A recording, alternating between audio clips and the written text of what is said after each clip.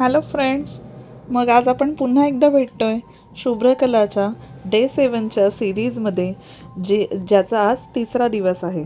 तर मग आज आपण पुन्हा एकदा एक नवीन पद्धतीचं इयरिंग्स बनवणार आहोत. तर चला बघूया हे कोणते इयरिंग्स आहेत. तर हे एकदम इझी पद्धतीने बनणारे, पण हे गिन्नीचे इयरिंग्स आहेत. गिन्नीचे इयरिंग्स म्हणजे काय ते आता मी सांगतेच तुम्हाला. याच्यामध्ये या इयरिंग्समध्ये जे कॉईनसारखे पॅटर्न्स वापरलेले आहेत त्याला गिन्नी म्हणतात. ही गिन्नी पूर्वीच्या पद्धतीमध्ये खूप वापरली जायची, पूर्वीच्या अलंकारांमध्ये. तर ह्या कॉईन्सला गिन्नी म्हटलं जातं.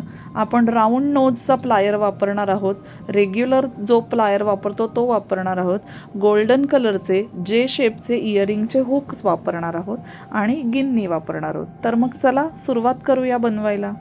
तर जे शेपचं इयरिंग्स घ्यायचे, हुक घ्यायचे, त्या हुकचं जे लूप आहे ते लूप प्लायरच्या मदतीने ओपन करायचं. ओपन केल्यानंतर त्याच्यामध्ये गिन्नीचं जे लूप आहे ते अडकवायचं.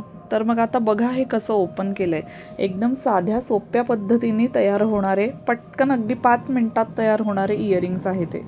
आता लूप ओपन करून त्याच्यामध्ये गिन्नी अडकवून पुन्हा एकदा प्लायरच्या मदतीने लूप बंद केलं आहे आणि हे झालं एक पहिलं इयरिंग तयार.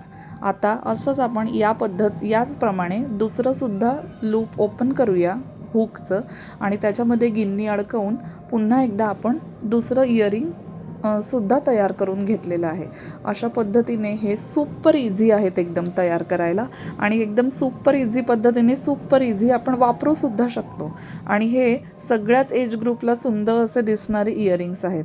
तर मग मला नक्की सांगा तुम्हाला हे इयरिंग कसे वाटले. ते आवडले असतील तर माझ्या पेजला फॉलो करा, लाईक करा, शेअर करा. थँक्यू. पुन्हा उद्या भेटूया.